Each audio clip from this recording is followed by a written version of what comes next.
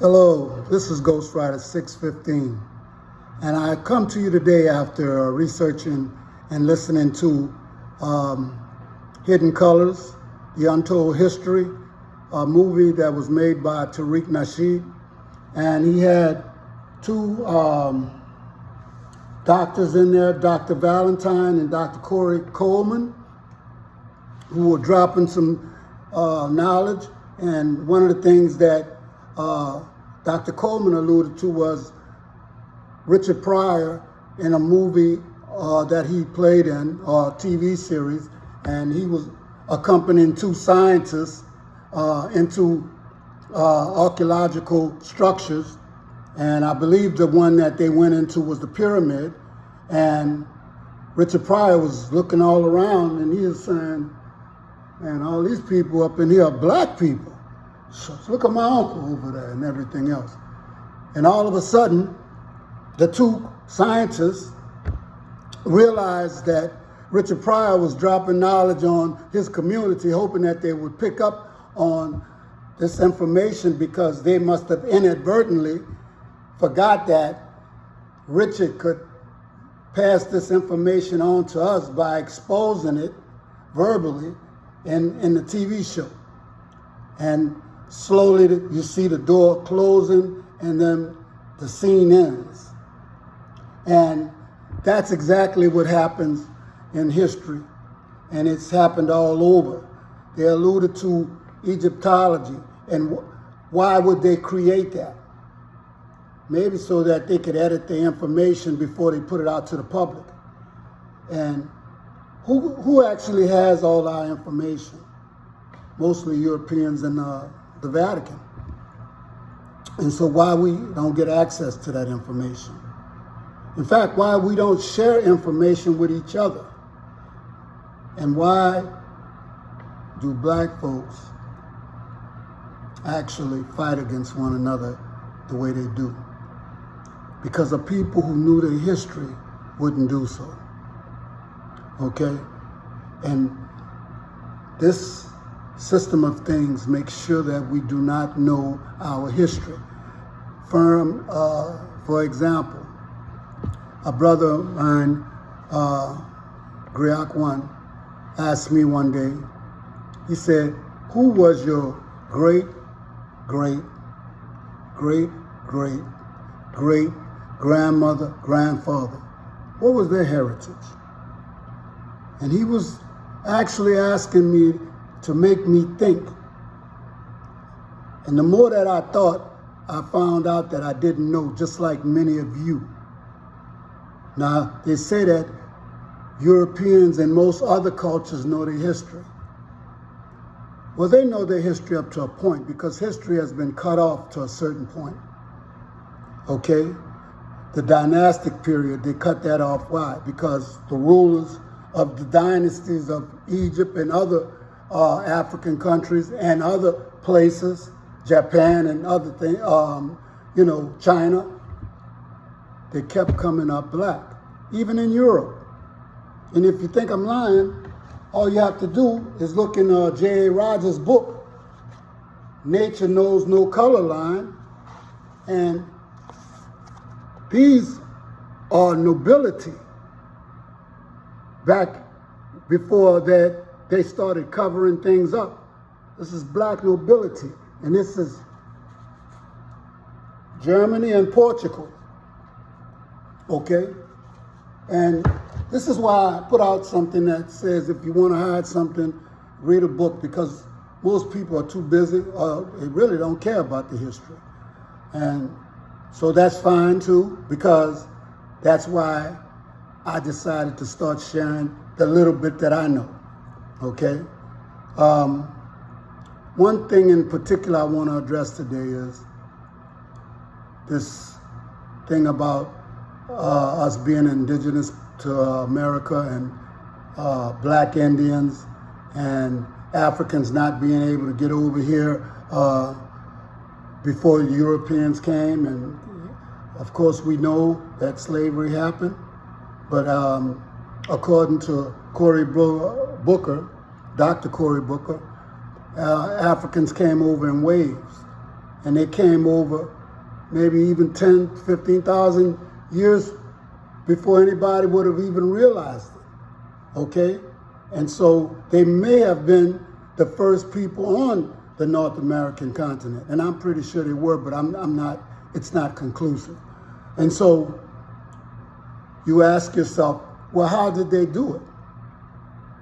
Well, there were two ways that I know of, and I've been researching other things. One was that they did papyrus boats, the same thing that they used for pens back there in the days, and writing on papyrus. They built big boats, and they had currents that would take you from Africa to the North American continent. But I know that you don't believe me, so I'll give you what you believe most. And this has been structured, you know, that we won't believe our own brothers and sisters, but we will believe that European. So straight out of the horse's mouth. Here we go. Western historiography often portrays the Atlantic Ocean as a virtually uncrossed barrier before Christopher Columbus, suggesting it was as formidable as traversing several galaxies.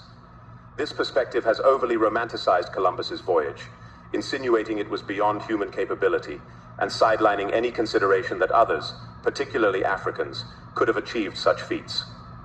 The Atlantic Ocean is not just a vast expanse of water. It's a dynamic system of currents that flow like rivers within the sea. These currents are powerful forces of nature that can carry objects, and, historically, boats, across vast distances without the need for rowing or sailing.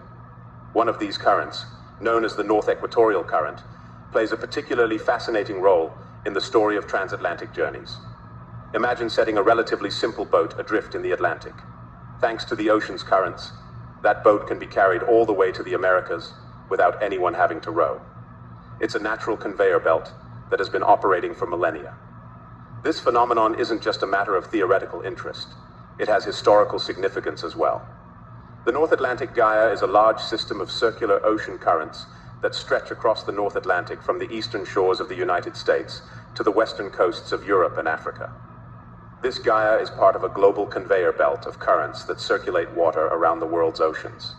Crucially, one of its components, the Gulf Stream, flows from the Gulf of Mexico, hugging the eastern coast of the United States before heading east towards Europe and Africa. For ancient mariners, understanding or even inadvertently leveraging these currents could turn the daunting expanse of the Atlantic into a navigable pathway. The Gulf Stream, in particular, could provide a powerful assist, propelling vessels from the Americas towards Europe and Africa, reducing the time and effort needed to make the journey. While direct archaeological evidence for ancient African presence in the Americas, pre-Columbus, is sparse, intriguing findings, such as the presence of cocaine in Egyptian mummies and similarities in pyramid building techniques across continents, have fueled speculation and hypotheses about prehistoric transatlantic contact. The voyages of explorers like Thor Heyerdahl, who successfully crossed the Atlantic in the papyrus boat Ra II, demonstrate that ancient boat designs could indeed make such a journey. One of his most notable trips was the Ra II expedition in 1970.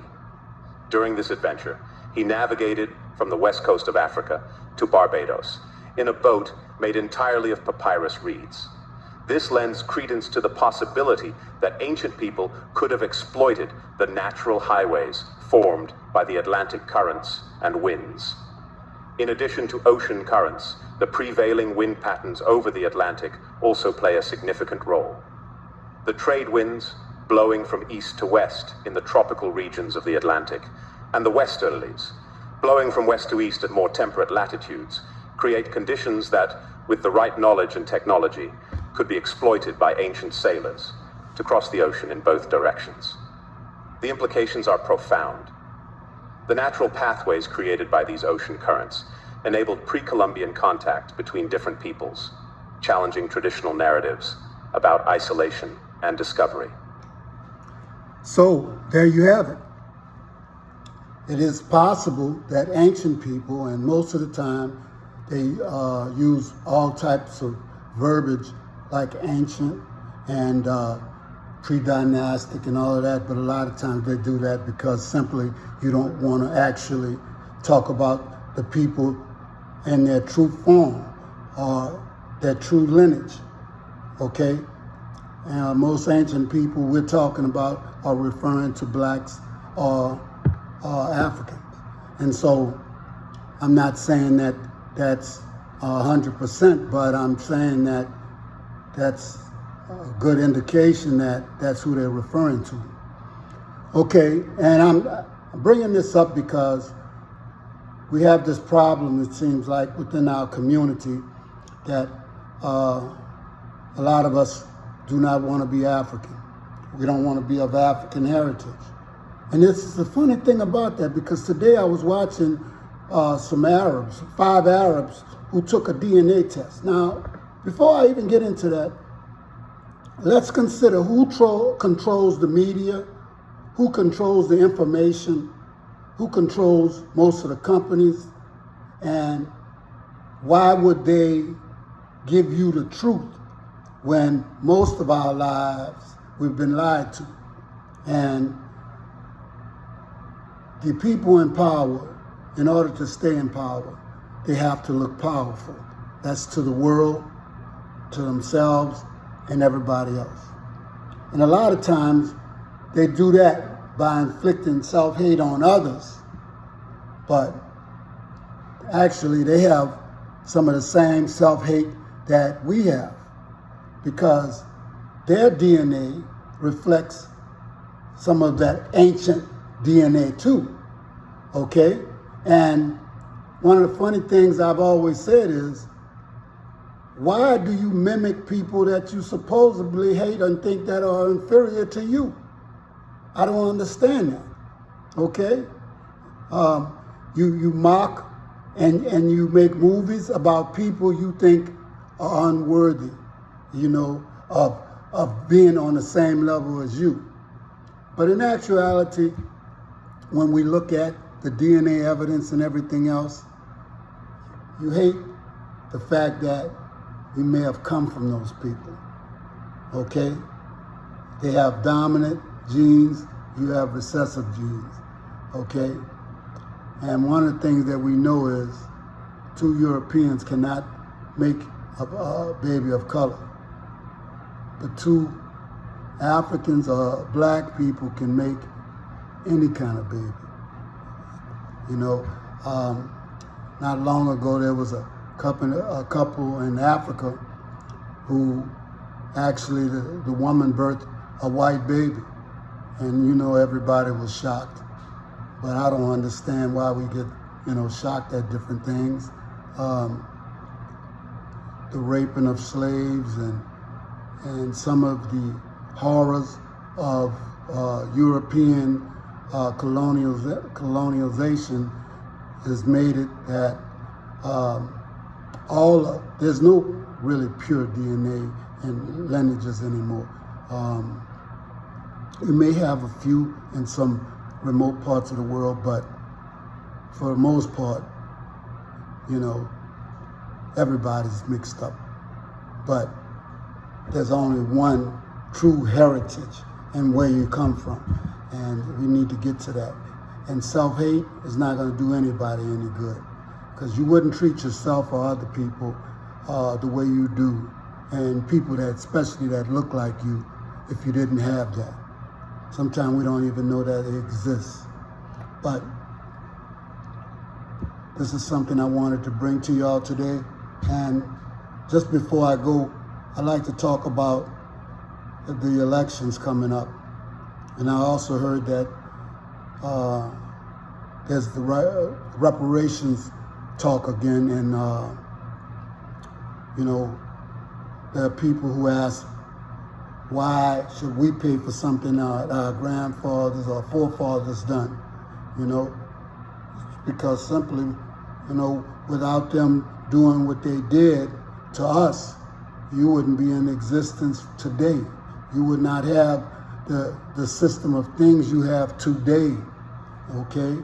And the lynchings and the burnings Y'all used to think and that was fun and have picnics, okay? The thing that happened in Oklahoma where you bombed, the black community, you did that all over the country, okay? What about the money from the Freedmen's Bureau, okay? What about Field Order 15, okay, 40 acres and a mule, I don't care how you look at it. Reparations don't mean nothing if you looking at it, because if you just take into consideration the amount of labor, free labor that they took from black people over a period of probably 200 and some years, plus the money that they stole, we won't have a need for no reparations. You don't owe us, like talking about you giving us something. You owe your very being to us. And so this is the reason why you're giving money back that you owe, okay?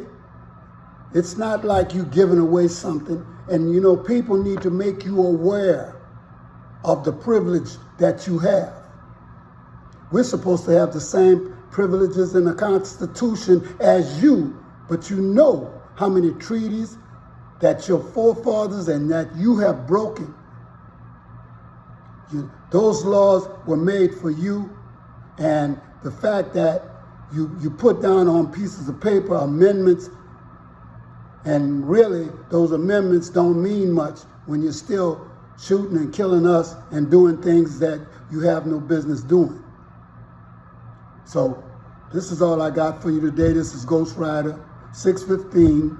I know this may be hard for some people, but the truth is the truth. Thank you.